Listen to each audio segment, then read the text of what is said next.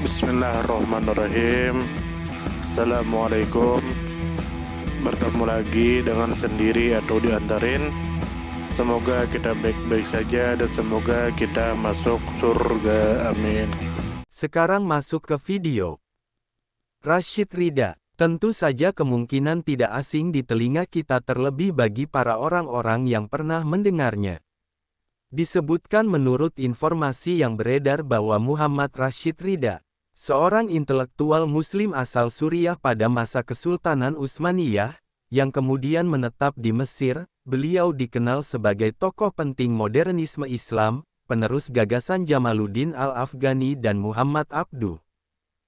Kemudian menurut informasi yang beredar bahwa Rashid Ridha mengembangkan pemikiran pembaruan Islam yang menolak taklid buta, menentang bid'ah dan hurafat, serta mendorong ijtihad agar Islam relevan dengan tantangan zaman modern. Beliau menerbitkan majalah Al-Manar sebagai media penyebaran ide-idenya. Beliau juga mengkritik paham fatalisme umat, menyerukan toleransi antar mazhab, dan mendorong kebangkitan umat Islam melalui pemurnian ajaran sesuai Al-Quran dan Sunnah.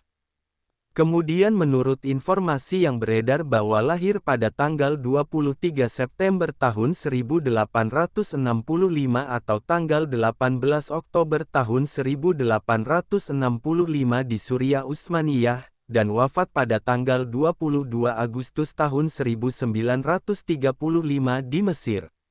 Penerbitan Al-Manar dimulai tahun 1898 dan berlangsung hingga akhir hayatnya. Kemudian menurut informasi yang beredar bahwa lahir di Suriah Kesultanan Utsmaniyah dan pindah ke Mesir dan di sana beliau mengembangkan pemikirannya serta menjadi tokoh terkemuka pembaruan Islam di dunia Arab.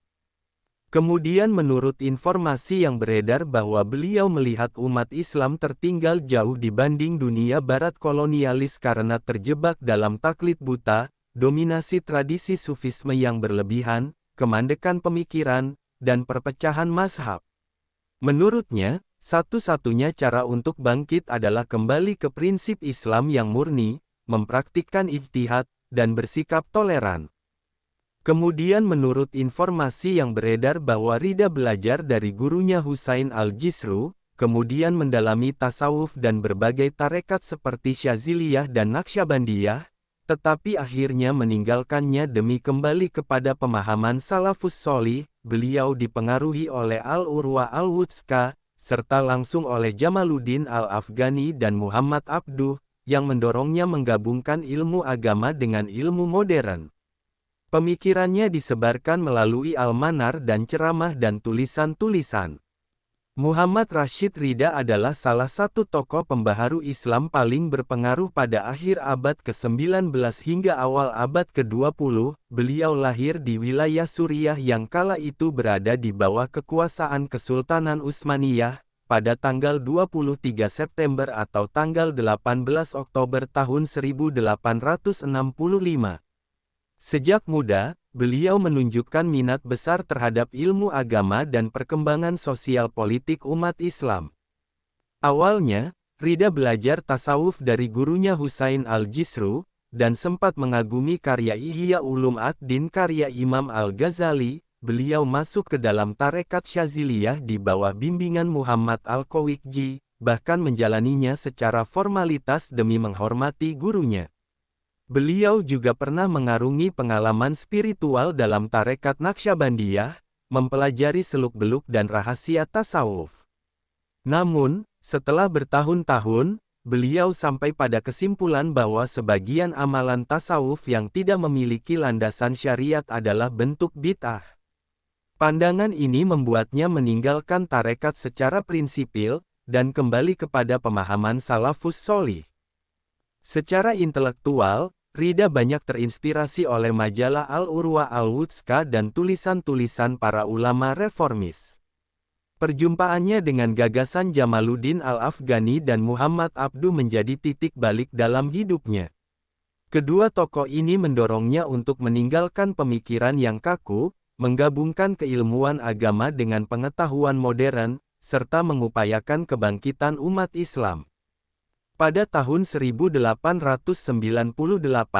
beliau mendirikan dan menerbitkan majalah Al-Manar di Mesir, yang menjadi wadah utama penyebaran ide-ide modernisme Islam.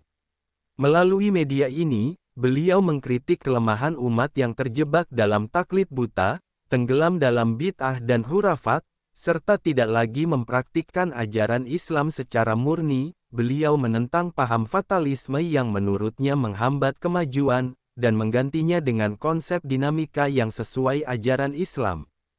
Rashid Ridha juga menyoroti masalah fanatisme mazhab yang memecah belah umat.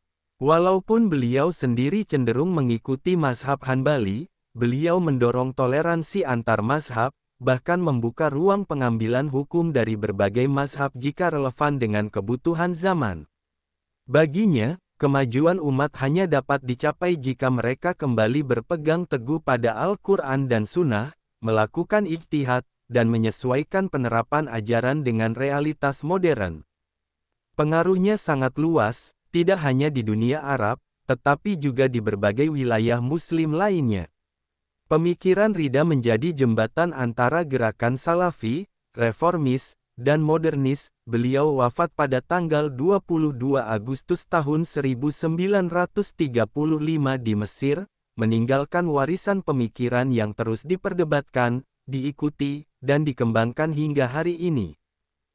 Sumber referensi Google Chrome dan ChatGPT.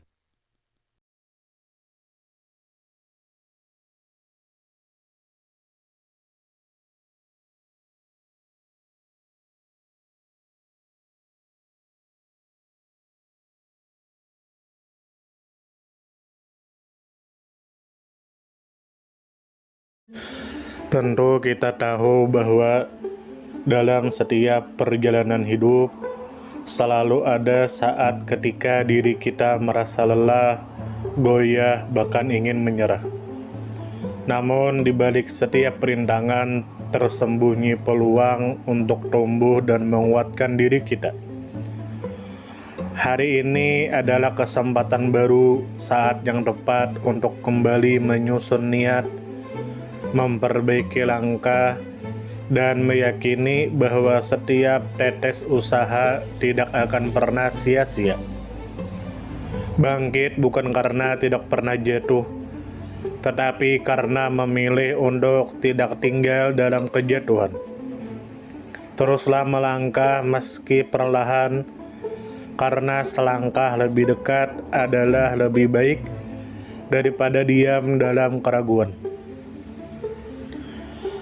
Ya Allah, ya Tuhan kami yang Maha Pengasih lagi Maha Penyayang, jadikanlah hidup kami ini sebagai ladang amal yang penuh berkah.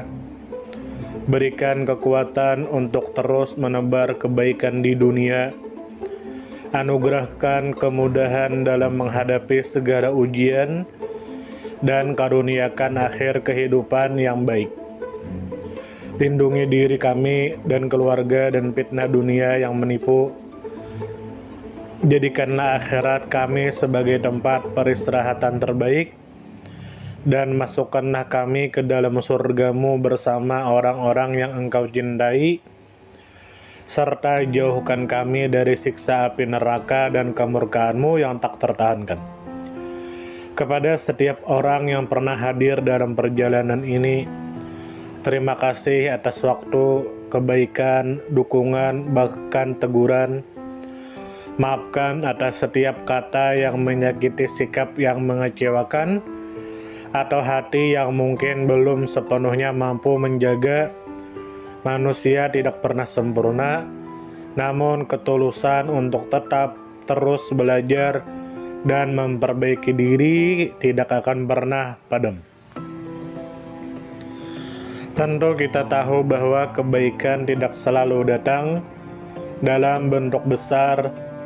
Terkadang senyum kecil yang tulus, tangan yang ringan membantu, atau telinga yang mau mendengarkan sudah cukup untuk mengubah hari seseorang menjadi lebih bermakna. Jangan pernah kita menyepelekan kebaikan sekecil apapun, karena bisa jadi satu perbuatan kecil bisa menjadi rahmat Allah turun. Tentu kita tahu menjadi pribadi yang baik bukan berarti tanpa cela, namun menjadi pribadi yang senantiasa sadar dan ingin terus memperbaiki diri. Kebaikan itu menular, dan siapapun yang menanamkan kebaikan akan menuai kebahagiaan meski tak selalu terlihat oleh mata. Dunia membutuhkan lebih banyak hati yang lembut, tangan yang menguatkan, dan jiwa yang peduli. Semoga usaha yang dilakukan bernilai ibadah. Semoga hidup kita menjadi pemberat amal baik, dan semoga kelak ketika dunia telah kita tinggalkan, nama yang tertinggal bukan hanya sekedar dikenang, tetapi menjadi doa yang terus mengalir karena kebaikan yang tidak pernah berhenti untuk ditanam. Terima kasih banyak. Mohon maaf jika ada salah. Silahkan jika suka ditekan tombol like, silahkan share, dan jika ingin memberikan saran dan komentar, silahkan komen. Semoga kita baik-baik saja, semoga kita masuk surga. Wassalamualaikum warahmatullahi wabarakatuh.